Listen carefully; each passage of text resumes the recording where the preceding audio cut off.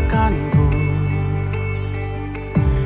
Kau beri kedamaianmu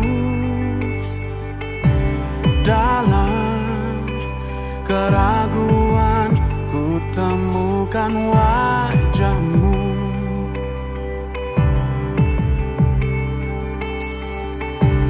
Karena pengorbananmu, kau jadikanku baru.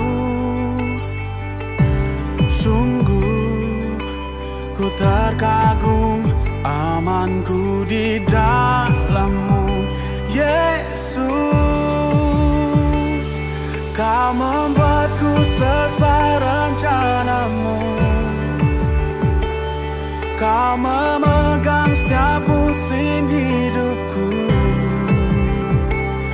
Ku serahkan semua kekhawatiranku.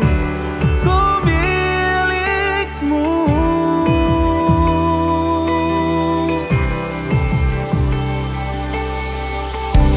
Karena pengorbanan-Mu, Kau jadikanku baru. Sungguh ku terkagum, amanku di dalam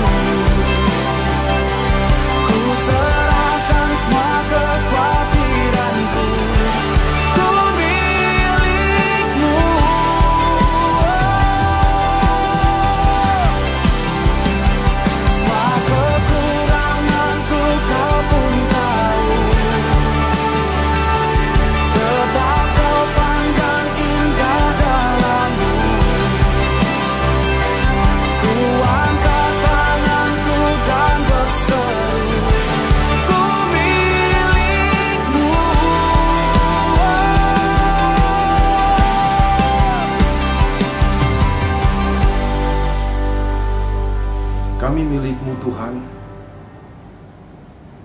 Hidup kami adalah semua tergantung bagi Engkau. Kami percaya Tuhan ada di dalam setiap musim kami. Kami percaya Tuhan memegang tangan kami.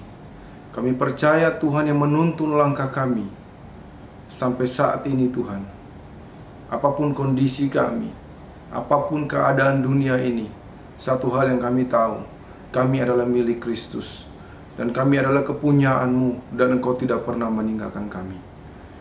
Terima kasih Bapa di surga untuk semua kasih dan kebaikan-Mu buat kami. Biarlah Tuhan ambil alih setiap kami Tuhan. Biarlah Tuhan penuhi kami di rumah-rumah kami, setiap rumah-rumah kami masing-masing. Kami percaya Tuhan ada di dalam setiap rumah kami. Tuhan ada di dalam setiap rumah tangga kami. Tuhan ada di dalam setiap keluarga kami. Tuhan ada di dalam setiap musim kami. Apapun itu Tuhan, Engkau tidak pernah meninggalkan kami. Itu yang kami percayai Tuhan. Terima kasih Bapa di surga. Tuhan ambil alih setiap kami Tuhan di pagi ini. Biarlah kami semua benar-benar terkoneksi dengan Engkau. Biarlah hadirat-Mu memenuhi setiap kami. Biarlah lawatan-Mu bekerja di dalam setiap kami Bapa. Terima kasih Tuhan. Kami serahkan waktu kami sepenuhnya ke dalam tangan-Mu. Tuhan ambil alih setiap kami. Kami awali, kami serahkan seluruh ibadah kami dari awal, pertengahan, sampai akhir. Mau jadi hanya di dalam nama Bapa, Anak, dan Roh Kudus, di dalam nama Tuhan Yesus Kristus. Haleluya. Amin. Shalom, selamat pagi buat jemaat semua. Apa kabar? Saya percaya bahwa kita semua sehat-sehat selalu. Dan saya percaya bahwa Tuhan selalu ada di dalam setiap kehidupan kita, dan Tuhan selalu menjaga dan menyertai kita. Selamat bertemu kembali dan selamat beribadah di pagi ini buat kita semua, sekalipun kita di rumah masing-masing. Tapi saya percaya satu hal, bahwa hadirat Tuhan, kuasa Tuhan, lawatan Tuhan tidak pernah terbatas oleh ruang dan waktu. Bahkan di rumah-rumah kita masing-masing, Tuhan ada dengan kita. Amin, saudara, Bapak, Ibu, semua yang dikasihi Tuhan. Dan pagi ini saya mau mengajak kita semua untuk sama-sama belajar daripada kebenaran firman Tuhan. Terlebih khusus lagi, sebagai anak-anak Tuhan, kita harus mengerti keadaan dan kondisi yang saat-saat ini lagi terjadi, dan bagaimana Tuhan mau berbicara buat setiap kita lewat keadaan ini. Pagi ini judul khotbah yang saya ingin sampaikan adalah menjadi gereja yang sebenarnya. Itulah judul khotbah saya di pagi ini. Saya berharap kita semua bisa menangkap pesan yang Tuhan mau sampaikan buat kita. Mari kita buka sama-sama di dalam ada dua ayat, ada dua perikop yang saya mau sampaikan, buat dua perikop tetapi dengan judul yang sama, cuma dua kitab yang berbeda, dua Injil yang berbeda, yaitu satunya di dalam Markus dan satu di dalam kitab Lukas. Yang pertama saya mau ajak kita semua sama-sama kita buka di dalam Markus 13 ayat 1 dan 2. Sambil buka ini kita bisa persiapkan lagi, kita buka juga di dalam Lukas 21 ayat 5 dan 6. Yang pertama adalah Markus 13 ayat 1 dan 2, dan yang kedua adalah Lukas 21 ayat 5 dan 6. Oke, nanti saudara bisa buka sama-sama dan kita akan membaca, kita akan melihat apa yang menjadi keadaan kita akhir-akhir ini, apa yang menjadi pesan Tuhan bagi setiap kita sebagai anak-anak Tuhan saat ini. Yang pertama adalah Markus 13 ayat 1 dan 2. Berkata demikian. Di sini judulnya berkata bahwa khotbah tentang akhir zaman. Ini judul daripada perikop ini adalah khotbah tentang akhir zaman, dan kemudian di sini dikatakan bahwa bait Allah akan diruntuhkan. Ketika Yesus keluar dari bait Allah, seorang muridnya berkata kepadanya, "Guru, lihatlah betapa kokohnya batu-batu itu dan betapa megahnya gedung-gedung itu." Lalu Yesus berkata kepadanya, "Kau lihat gedung-gedung yang hebat ini? Tidak satu batu pun akan dibiarkan terletak di atas batu yang lain, semuanya akan diruntuhkan." Kita bandingkan dengan ayat 2 di dalam Lukas 21 ayat yang ke-5 dan ke-6. Di situ juga berkata, perikopnya juga mengatakan bahwa bait Allah akan diruntuhkan. Sama perikopnya, cuma di dalam Injil yang berbeda. Di dalam kitab Injil yang berbeda, yang satu dalam Markus dan yang satu adalah di dalam Lukas. Tetapi dari kedua Injil ini lagi membuka buat kita, lagi saling menghubungkan apa yang terjadi saat itu. Kita lihat di dalam Lukas 21 ayat 5 dan 6, Lukas 21 ayat 5 dan 6 berkata, yang kelima berkata, ketika beberapa orang berbicara tentang bait Allah dan mengagumi bangunan itu yang dihiasi dengan batu yang indah-indah dan dengan berbagai-bagai barang persembahan, berkatalah Yesus, apa yang kamu lihat di situ? Akan datang harinya di mana tidak ada satu batu pun akan dibiarkan terletak di atas batu yang lain, semuanya akan diruntuhkan. Kita lihat dari ayat ini bahwa bagaimana Yesus berbicara tentang satu bangunan daripada bait Allah, bahwa bangunan daripada bait Allah kemudian hari akan diruntuhkan. Bahkan bait Allah yang begitu megah dan indahnya, yang dihiasi dengan batu-batu yang indah dan berbagai persembahan-persembahan dengan segala ornamen, segala bahan yang terbaik. Tetapi Yesus berkata bahwa segalanya itu akan diruntuhkan, bahkan tidak ada satu batu pun yang akan terletak di atas batu yang lain. Apakah Yesus menganggap bahwa bangunan itu tidak penting? Atau Yesus menganggap bait Allah itu tidak penting?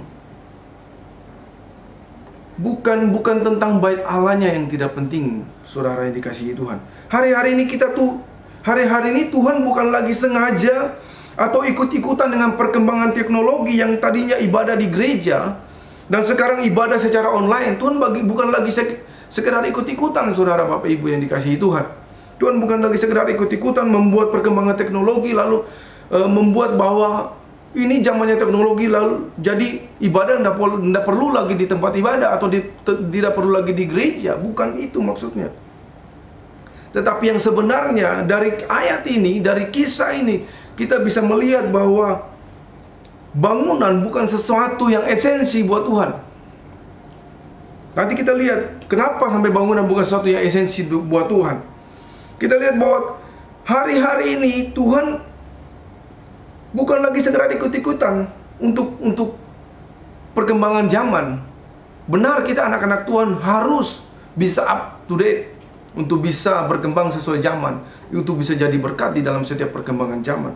Tetapi saat ini Tuhan lagi meruntuhkan rutinitas gereja dengan kemegahan dan kebanggaan manusia. Jangan sampai manusia bukan lagi membanggakan Tuhan.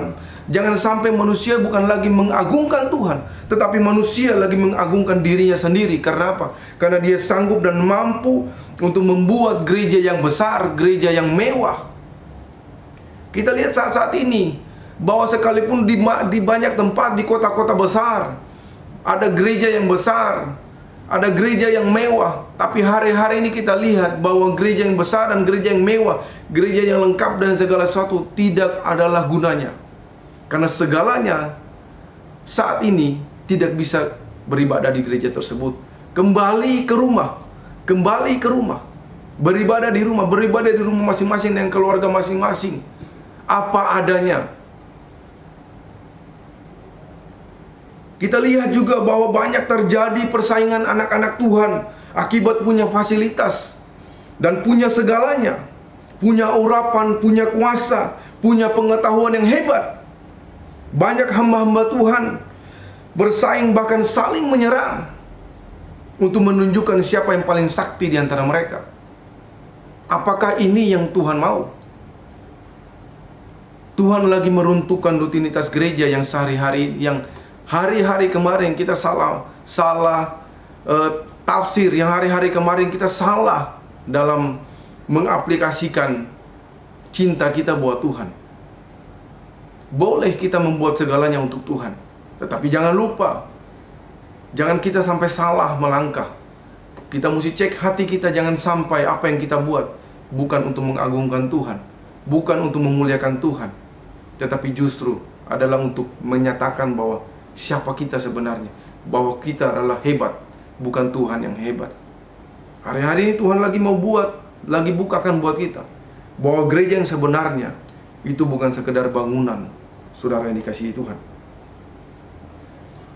Tuhan bukan lagi meremehkan atau menjatuhkan kesakralan bangunan. Waktu saya melihat banyak anak-anak Tuhan, bahkan hamba-hamba Tuhan saling bersaing, bahkan saling menyerang satu dengan yang lain, saling menunjukkan siapa yang paling hebat di antara mereka, saya duduk dan saya merenungkan. Tuhan bukakan satu hal buat saya begini, bahwa engkau lihat di waktu engkau duduk sebagai seorang papa, sebagai seorang tua, dan engkau melihat anak-anakmu berkelahi, anak-anakmu bertengkar, lagi menunjukkan siapa yang paling hebat, lagi menunjukkan siapa yang lebih baik dari yang satu dari yang lain. Engkau sendiri pasti akan merasa hatimu sedih. Di situ Tuhan bukan membuat saya bahwa waktu Tuhan melihat anak-anak Tuhan, bahkan hamba-hamba Tuhan saling menyerang, saling mempersalahkan satu dengan yang lain, saling bersaing satu dengan yang lain, di situ sebenarnya hati Tuhan itu sangat sedih. Karena apa? Karena Tuhan itu bagaikan orang tua buat kita. Dia bagaikan papa buat kita. Yang waktu kita bertengkar, waktu kita bersaing, hatinya sedih karena apa? Karena melihat anak-anaknya sendiri lagi bertengkar di hadapannya. Bapak, Ibu, Saudara yang dikasihi Tuhan, mari kita renungkan apa yang Tuhan lagi mau kerjakan hari-hari ini. Sebagai anak-anak Tuhan, dari mana asalmu, apapun rasmu, apapun daerahmu, dari kampung manapun engkau, atau apapun gerejamu, apapun doktrinmu, tetapi kalau kamu adalah orang-orang yang percaya kepada Kristus, yang adalah Tuhan dan Juru Selamat, dan dasar kebenaranmu adalah Alkitab, maka sesungguhnya bahwa kita semua adalah anak-anak Tuhan. Dan Tuhan tidak suka melihat kita sebagai anak-anak Tuhan itu bertengkar satu dengan yang lain. Tuhan ingin melihat kita semua sebagai anak-anak Tuhan itu benar-benar hidup di dalam kebenaran. Kita lihat Tuhan Yesus sendiri yang mengatakan bahwa bait Allah yang begitu dikagumi dengan bangunan yang mewah akan diruntuhkan satu waktu.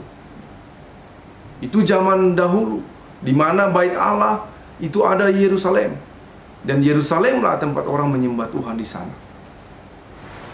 Pagi ini ada dua pesan yang saya mau sampaikan buat kita semua sebagai anak-anak Tuhan di jemaat-jemaat di Krom. Yang pertama adalah Tuhan Yesus lagi mengajarkan buat kita untuk menjadi bait Allah yang sesungguhnya. Dan yang kedua adalah Tuhan Yesus lagi membuat pemulihan terjadi dimulai dari keluarga. Oke, kita lihat dari yang pertama adalah bagaimana Tuhan lagi mengajarkan kita untuk bagaimana jadi bait Allah yang sesungguhnya.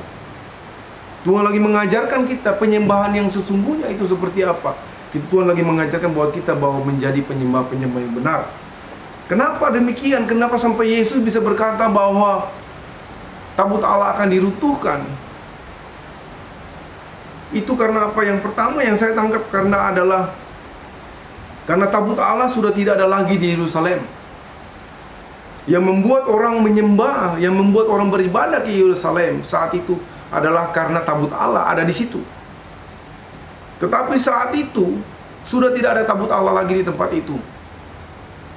Maka Tuhan Yesus lagi mengajarkan buat murid-muridnya bahwa penyembahan yang sesungguhnya bukan lagi semua tertuju kepada Yerusalem atau tertuju kepada bait Allah di Yerusalem. Makanya bait Allah itu kalau rubuh sekalipun, diruntuhkan sekalipun, itu bukan sesuatu yang menghancurkan iman orang Kristen. Yang kedua, karena Yesus adalah Allah sendiri. Dia berkata demikian karena dia adalah Allah sendiri. Dia bukan sekedar tabut Allah, tetapi dia lebih daripada tabut Allah. Dan yang ketiga adalah dia mencari penyembah-penyembah yang benar. Yuk kita buka sama-sama di dalam Yohanes 4 ayat 23 dan 24. Di situ berkata bahwa, boleh buka semua dulu, Yohanes 4 ayat 23 dan 24. Berkata demikian, tetapi saatnya akan datang dan sudah tiba sekarang bahwa penyembah-penyembah benar akan menyembah Bapa dalam roh dan kebenaran, sebab Bapa menghendaki penyembah-penyembah demikian. Allah itu roh, dan barang siapa menyembah Dia harus menyembahnya dalam roh dan kebenaran. Amin, saudaraku. Kita lihat bahwa Tuhan mencari penyembah-penyembah yang benar, yang menyembah Bapa dalam roh dan kebenaran. Sebab Bapa, kita lihat garis bawah ini, sebab Bapa menghendaki penyembah-penyembah yang demikian. Tuhan mencari penyembah-penyembah yang menyembah Dia di dalam roh dan kebenaran. Allah itu roh. Kita semua kalau benar-benar percaya buat Dia, terkoneksi dengan Dia, maka kita akan bisa bertemu dengan Dia kapan saja. Kita bisa menyembah Dia kapan saja. Tidak terbatas ruang dan waktu. Sekalipun di rumah, sekalipun dalam keluarga kita. Tetapi waktu kita mengangkat pujian dan penyembahan dengan terkoneksi dengan Dia, kita benar-benar punya hati yang bersih buat Dia sebagai anak-anak Tuhan. Tidak merasa bahwa kita lebih hebat dari yang lain. Maka percayalah, Tuhan senantiasa ada dengan kita, dan Tuhan senantiasa terkoneksi dengan kita. Sebab apa? Sebab Dia adalah roh, dan menyembah Dia di dalam roh dan kebenaran. Waktu kita hidup benar, waktu kita hidup di dalam kebenaran sesuai firman Tuhan, maka kita akan tetap bisa terkoneksi dengan Dia. Allah yang keempat adalah Allah bukan berdiam diri dalam gedung gereja, tetapi di dalam setiap hati yang murni yang di hadapannya. Allah bukan sekedar berdiam diri di dalam gedung gereja. Saudara Bapak Ibu yang dikasihi Tuhan, gedung gereja itu penting. Gedung gereja itu penting untuk kita beribadah. Tetapi satu hal yang harus kita tahu, bahwa gedung gereja hanyalah fasilitas. Gedung gereja hanyalah fasilitas yang dimana kita punya tempat untuk beribadah di tempat itu. Tetapi gereja yang sesungguhnya bukan gedung itu. Itu hanyalah gedung, saudara. Tetapi yang paling penting adalah bagaimana kita benar-benar bisa menjadi gereja yang sebenarnya. Kehancuran gedung gereja sekalipun itu tidak menjadi alasan untuk kita tetap bisa beribadah kepada Dia. Apalagi cuma berhenti beribadah untuk beberapa saat. Bapak Ibu yang dikasihi Tuhan, Roma 8 ayat 35, kita buka sama-sama di dalam Roma ayat 8 ayat 35, berkata begini, bahwa siapakah yang akan memisahkan kita dari kasih Kristus? Penindasan atau kesesakan, atau penganiayaan, atau kelaparan, atau ketelanjangan, atau bahaya, atau pedang? Tidak ada yang bisa memisahkan kita dari kasih Kristus. Kasih Kristus sungguh ajaib. Kasih Kristus tidak terbatas ruang dan waktu. Di mana saja kita berada, dalam kondisi apapun. Tetapi kalau kita tetap pegang kebenaran, kita tetap dekat sama Tuhan, kita hidup di dalam kebenaran, maka kasih Kristus itu tidak pernah pergi dari hidup kita. Justru kasih Kristus akan selalu melekat di dalam kita. Kitalah bait Allah, atau gereja yang sebenarnya. Orang yang beribadah jangan asal beribadah, tetapi hiduplah sungguh-sungguh dalam kebenaran, karena sesungguhnya Ia mau tinggal di dalam diri kita masing-masing. Yang kedua adalah Tuhan lagi membuat pemulihan terjadi dimulai dari keluarga. Kita lihat di dalam Maleakhi 4 ayat 6. Berkata, Maleakhi 4 ayat 6. Saudara harus bisa tangkap ini, bahwa saat ini Tuhan lagi membuat pemulihan terjadi dimulai dari dalam keluarga.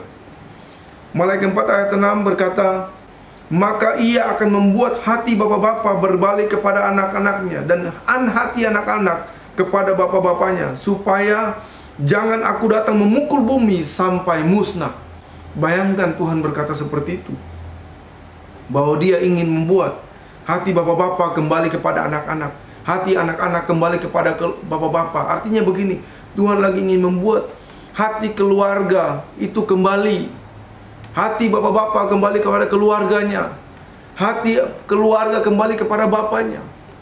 Hubungan suami istri itu diperbaiki, dipulihkan Tuhan. Hubungan antara orang tua dan anak dipulihkan Tuhan. Hubungan di dalam keluarga itu dipulihkan Tuhan. Karena apa? Karena ini adalah hari-hari terakhir, hari di mana akhir zaman.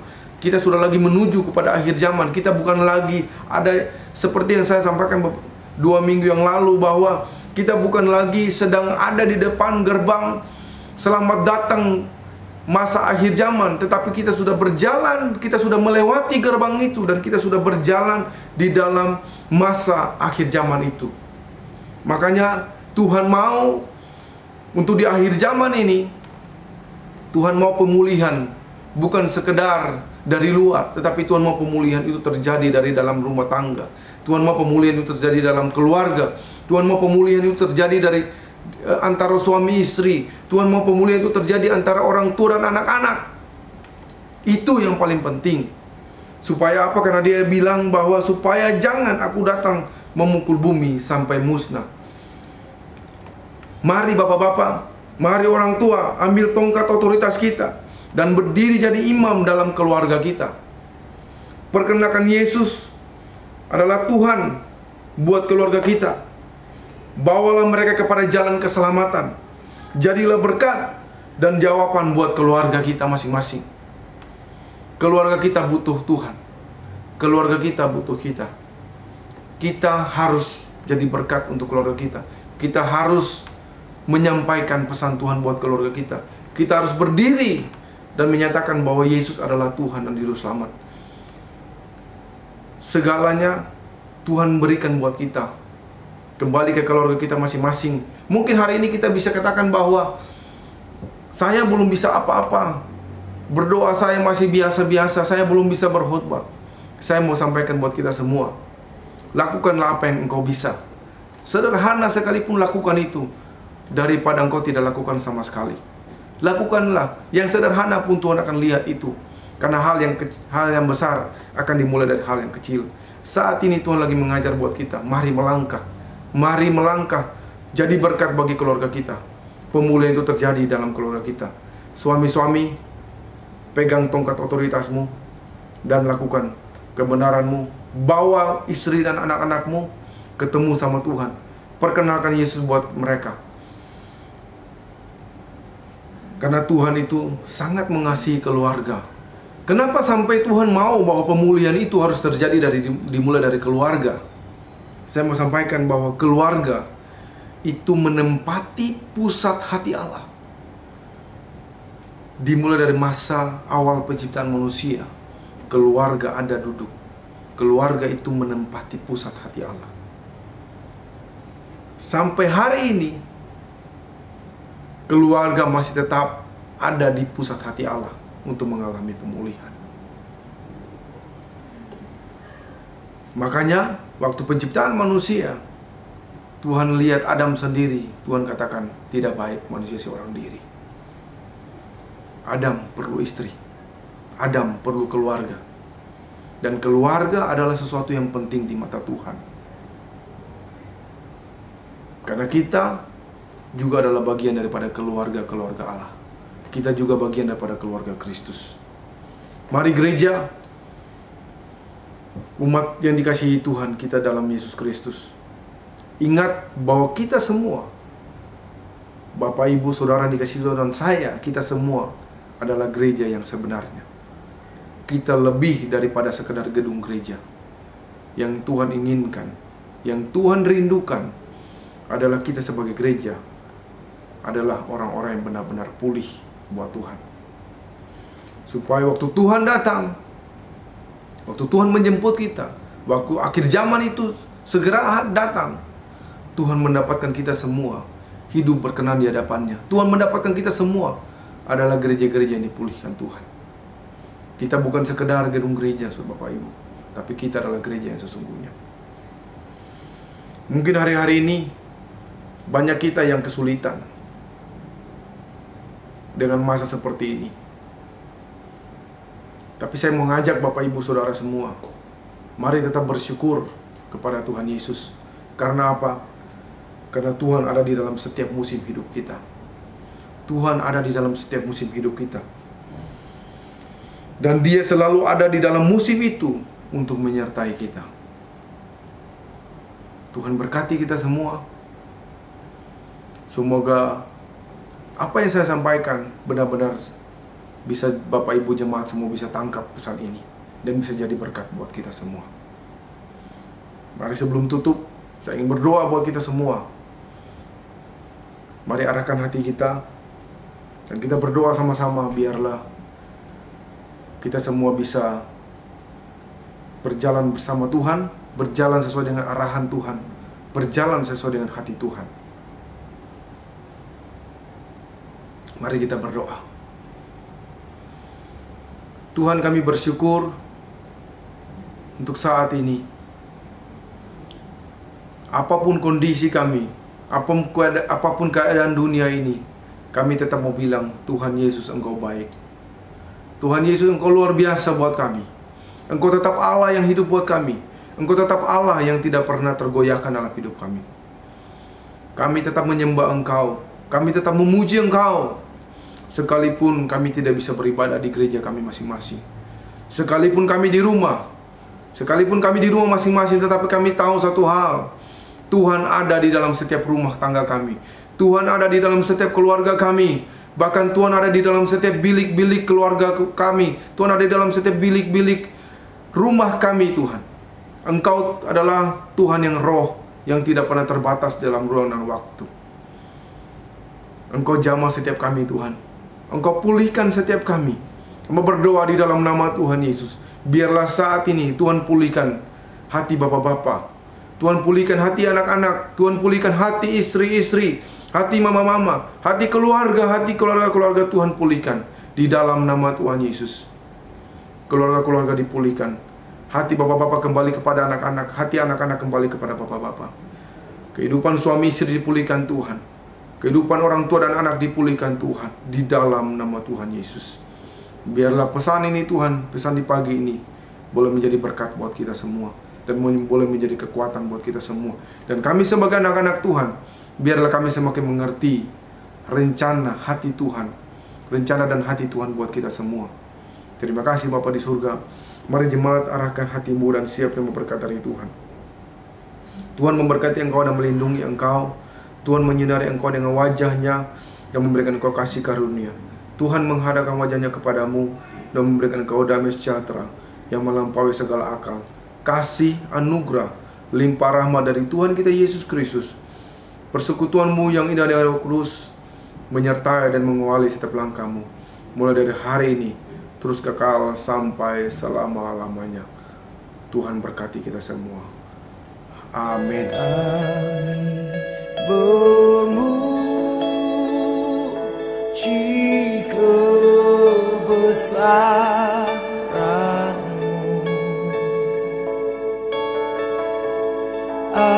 ajaib Tuhan, ajaib Tuhan. Kami memuji kebesaran-Mu,